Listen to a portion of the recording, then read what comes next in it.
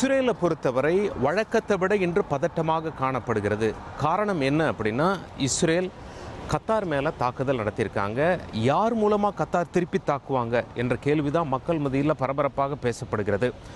நாம் சாப்பிட்றதுக்கு ஹோட்டல் போனாலோ அல்லது நாம் தங்குற இடத்துக்கு போனாலோ எங்கே போனாலுமே பேச்சு எப்படி இருக்குது அப்படின்னு சொல்லி கேட்டிங்கன்னா, செய்தி கேட்டிங்களா அந்த மாதிரி கத்தாரை தாக்கியிருக்காங்களே அப்படிங்கிற மாதிரி தான் சொல்கிறாங்க. இப்போ நாம் இஸ்ரேலில் டெல் அவீவில் ஒரு மையப்பகுதியில் இருக்கோம்.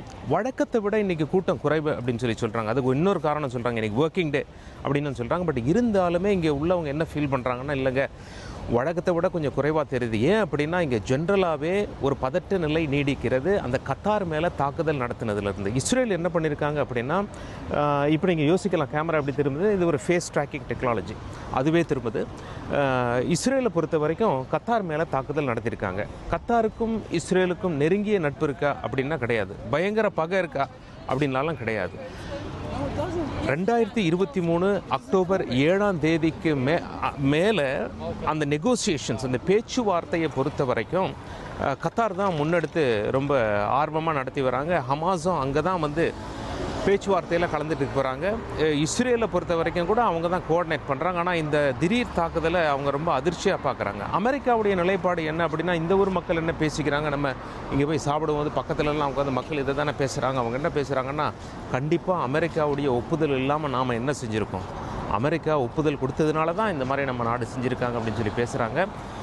சர்வதேச ஊடகங்களும் அப்படி தான் எழுதுகிறாங்க. இன்ஃபேக்ட் ட்ரம்ப்பே என்ன சொல்லிட்டார் அப்படின்னா, இந்த மாதிரி அவங்க மேலே தாக்குதல் நடத்துறதுக்கு முன்பாக நான் கத்தாரை எச்சரித்தேன் அப்படின்னு சொல்லி சொல்கிறார். இஸ்ரேலை தடுத்தேன் அப்படின்னு சொல்லி சொல்லலை, எச்சரித்தேன் கத்தாரை அப்படின்னு சொல்லி தான் சொல்கிறார். அதனால் அமெரிக்காவுக்கும் ட்ரம்ப்புக்கும் இதில் உடன்பாடு இருப்பதாகவே புரிகிறது என்று சர்வதேச ஊடகங்கள்லாம் செய்தி வெளியிட்டு வருகின்றன. அமெரிக்காவும் கத்தாரும் எப்படிப்பட்ட நாடு அப்படின்னு சொல்லி பார்த்தீங்கன்னா, இருவருமே நட்பு நாடு தான். இன்ஃபேக்ட் அந்த மத்திய கிழக்கு பகுதியில் அமெரிக்காவுடைய மிகப்பெரிய இராணுவ பேஸ் கத்தாரில் தான் அமைந்திருக்கிறது. அப்படி இருந்துமே அமெரிக்கா இதை தடுக்கல. அமெரிக்கா என்ன உத்தரவாதம் கொடுத்துருக்காங்கன்னா, ஒரு முறை தாக்குதல் பண்ணிட்டாங்க, மறுமுறை திருப்பி தாக்க மாட்டாங்க அப்படிங்கிற உத்தரவாதம் தான் கொடுத்துருக்காங்களே தவிர, அடிபட்ட கத்தார் இப்பொழுது எப்படி ரியாக்ட் செய்ய போகிறது என்பதை பார்க்க வேண்டியிருக்கும்.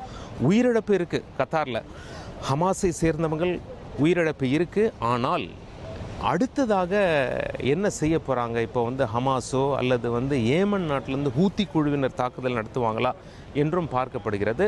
ஹமாஸ் தரப்புலேருந்து என்ன சொல்லியிருக்காங்க அப்படின்னா, எங்களுடைய பேச்சுவார்த்தை நடத்த அதாவது அமெரிக்கா ஒரு அமைதி ஒப்பந்தத்தை முன்வைக்கிறாங்க. அந்த